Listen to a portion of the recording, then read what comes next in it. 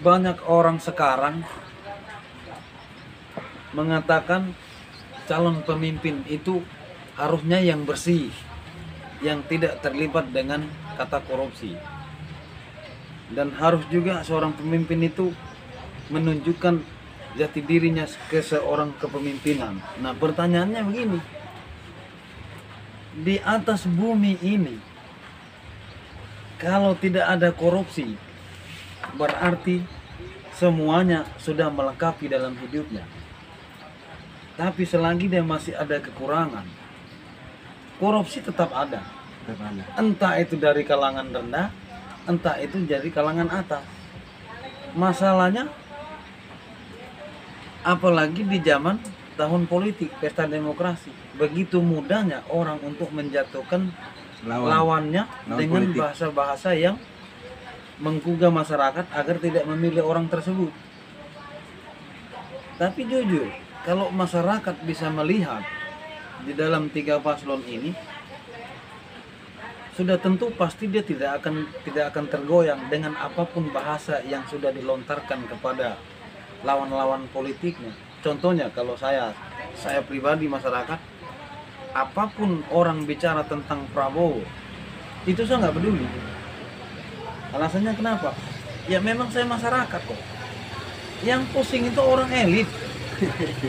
Kalau saya masyarakat, hak pilih saya memang.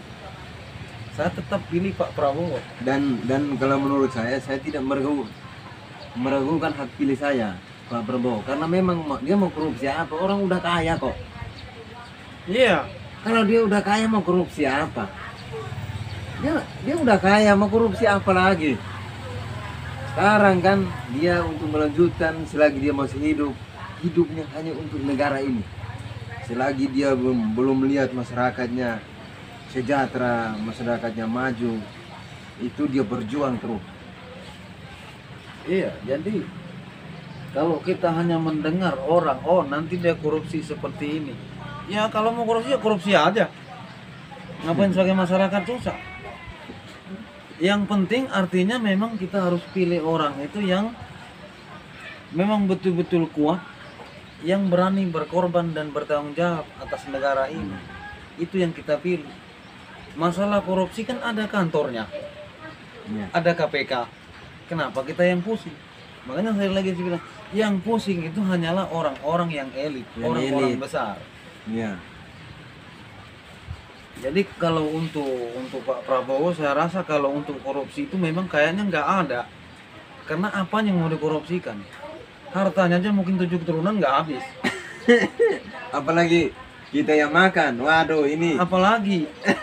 Jadi itu biasa, namanya setiap orang itu mau melangkah lebih jauh, pasti dia punya tantangan, punya ejekan, punya olokan, bahkan diludahi.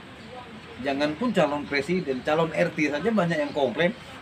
Oh dia nggak bagus, dia begini. Nah sekarang pertanyaannya, kalau memang kita ngomong semuanya bagus, ya kenapa nggak maju? Maju aja. Nah cuman satu hal yang saya ambil dari Pak Prabowo itu, berapa kali dia mencalonkan diri untuk menjadi presiden Republik Indonesia ini, dia kalah. Tapi dengan kekalahan itu, dia tidak pernah lemah, tidak pernah kata menyerah, tetap maju terus. Tetap maju. Artinya Pak Prabowo ini kan sudah menunjukkan bahwa kesabaran di dalam menghadapi omongan orang, jelekan orang itu sudah hal biasa.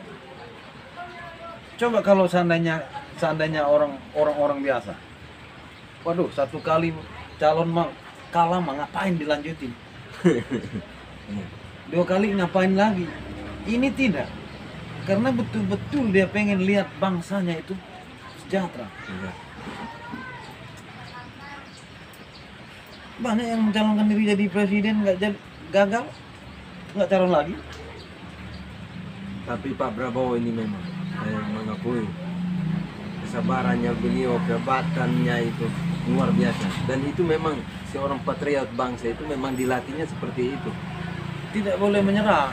Maupun di pertempuran itu dia tidak menyerah. Nah ini pertempuran politik Pak, apalagi hanya pertempuran politik, semudah itu. Perang aja dia nggak lari. Nah, apalagi kayak politik itu. Jadi bagi saya sebagai masyarakat itu nggak ada yang untuk mengkhawatirkan untuk milih Pak Prabowo, enggak. Artinya kita bicara apa adanya.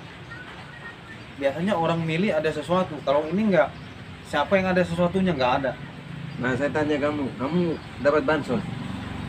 Kalau bansos saya kasih tahu, dari mulai presiden ke berapa, mungkin dari Pak Harto juga saya nggak pernah dapat, Belum dapat ya? belum dapat.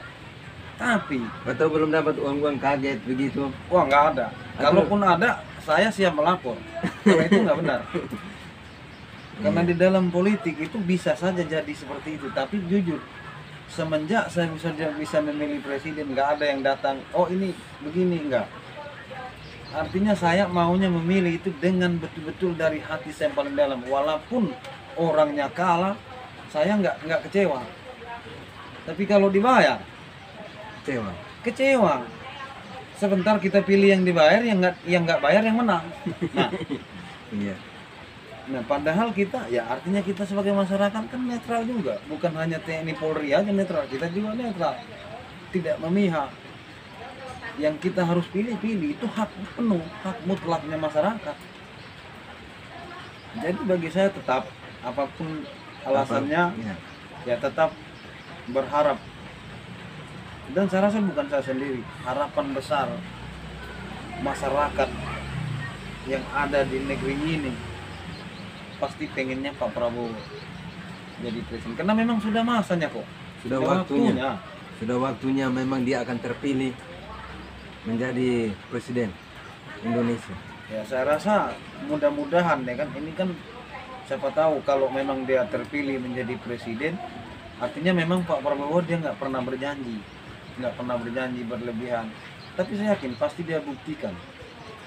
Karena sudah banyak yang dia buktikan sebenarnya, dari penyelamatan dari hukuman gantung, hukuman mati, dan lain sebagainya. Iya. Itu sudah terbukti. Tapi ya tidak mungkin begitu cepatnya, namanya negara besar. Manusianya bukan 1-2 orang, pasti punya waktu.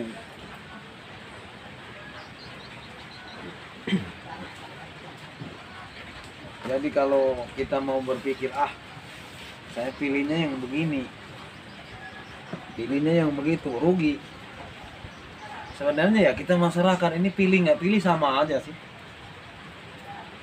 Pilih nggak pilih, sekarang tanya kamu pilih, apa untungnya? Nggak pilih, apa ruginya? Nggak ada. Nah Cuman saya menentukan pilihan saya yaitu nomor 2, karena saya kan warga Indonesia dan memang harus wajib.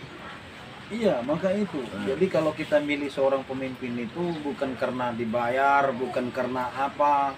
Jadi kita pilih benar-benar dari hati nurani kita. Ya supaya kita juga nggak rugi, karena 1 suara itu mahal. Nah, 1000 suara belum tentu yang membuat bisa menjadi pimpinan, tapi 1 suara itu sangat mahal harganya, bahkan tidak mampu dibayar kalau mau bayar. 1 suara saja. kenapa kita pilih? Karena untuk menentukan pemimpin masa depan kita. Masa depan bangsa harus maju, jangan di bawah terus, jangan di belakang terus, di depan dong. Apalagi bangsa kita kan yang kaya, hasil alam, yang kuat, yang berinovasi negara kita. Jadi kita jangan mau negara kita kalah dengan negara-negara bagian. Ya. Sama seperti Pak Jokowi, semenjak Pak Jokowi ini jadi presiden, banyak yang dia sudah lakukan. Dulu mana ada orang Indonesia bisa main bola sampai ke luar negeri. Setelah dia menjadi presiden, bisa ke luar negeri Indonesia main bola. Itu juga sudah jauh perubahan. Dari pembangunan, Korupsi. pelosok desa, sampai ke ujung-ujung timur juga dibangun. Nah bayangkan, jadi kerjanya betul-betul kerja kalau saya pikir, Bukan korupsi. bukan korupsi. Masalahnya mau dikorupsi itu uang negara berapa? Berapa banyak yang mau dikorupsi? Dan hanya segitu untuk beli jet tempur kok bilang korupsi. Ya kalau dana misalnya 100 juta dikorupsi 5 orang, mau jadi apa? Gak masuk akal ya. Itu nggak sebagai masuk masyarakat akal. aja Kita udah. sebagai masyarakat juga itu nggak masuk akal. Nah korupsi kalau hanya 100, 2M 3M ngapain? Dia korupsi hanya 1 juta, ngapain? Minta aja pasti dikasih. Oke.